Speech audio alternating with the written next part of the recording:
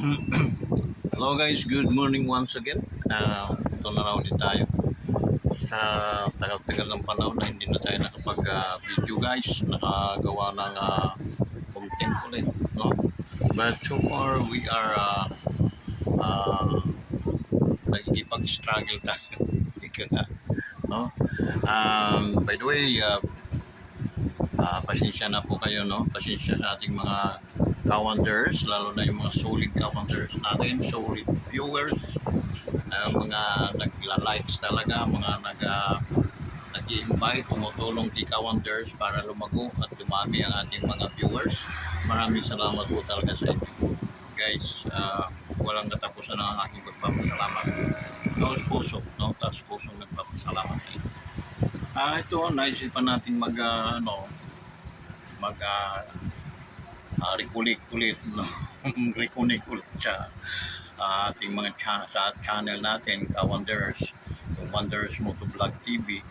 And because we are kailangan makisawsaw tayo sa mga nangyayari ngayon, no? Lalo na sa mga pagkikilos ng mga between mamayan at saka yung ating government, no? May mga pagkakataon na minsan hindi natin maurot, no? Mga desisyon na nangyayari, nanggagaling sa government natin. But anyway guys, I shout out nga muna sa ating mga OFWs. They are scattered around the world, no? And then sa ating mga sa ating mga kaibigan, no?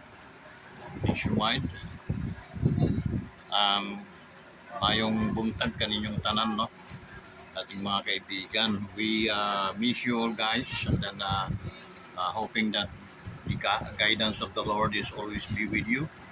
Even ano mga problema at mga sakit na inyong naranasan, God will heal you, no? God is willing to heal all sickness and disease, okay? Just trust. What you need to do is trust Him, okay? Even ang mga religion natin, ang mga member tayo kung mga religion, it's okay, no? No problem with religion, no? So the important is the communication and the direct communication unto the Lord, okay? So tawag lang kayo sa Diyos sa oras ng pangangailangan niyo at God will help. So guys, sa ating mga men in uniform, no? AFP, no? Shout out sa inyong lahat guys. Ingat kayo palagi sa inyong araw-araw na mga movement or mga operations. Always ask safety needs to the Lord, no? Ang Diyos ang makakapag sa inyo, no? Makapagligtas, okay? The way of salvation is nanggagaling lang sa Panginoon, okay? Ano pa? By the way guys, minsan din yung mga nangyayari sa ating lipunan ngayon, no? Tulad ng balik tayo sa, lalo na sa isingin natin ang ating mga kaisipan tungkol sa mga nangyayaring impeachment na naman sa ating Vice President. Nakakatawa na nakakainis, no? Pagbatok-batok. Kasi yung mga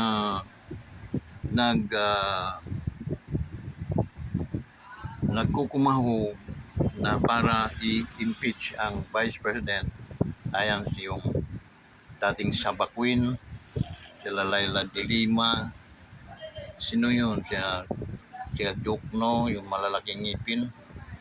Then puro talunan naman yun sila dati, palagi.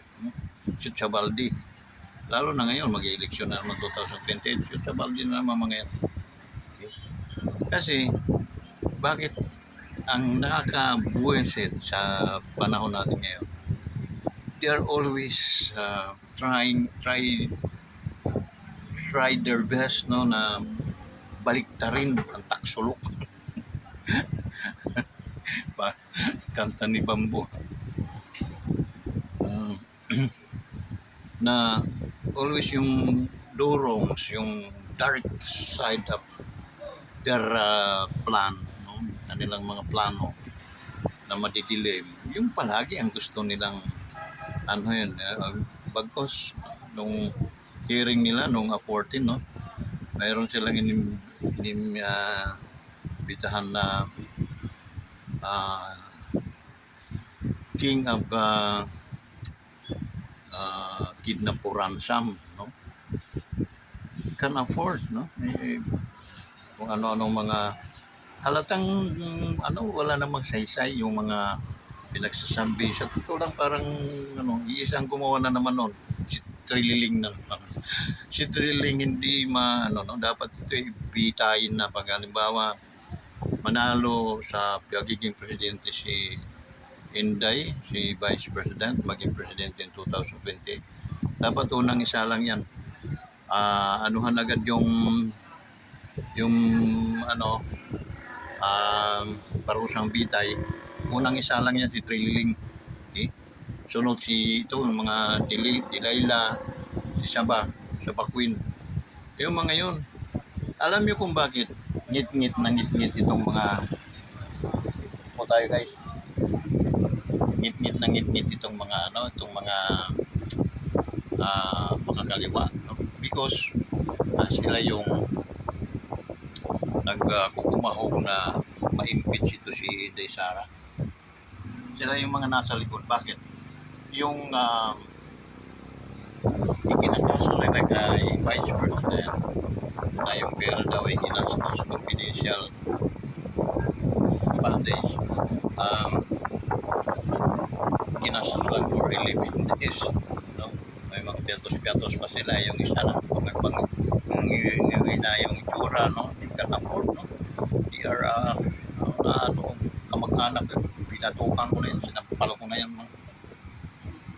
Tumabi ka, huwag kang dyan, papahiya mo kami mga animal. Sarang, wala pa yung kaibigan ko, Charing. Wala. Ay, Mariko! Yes, ma'am. Mangga. Ayan, mga hilaw talaga yun. Kahapon lang puti yun, ma'am.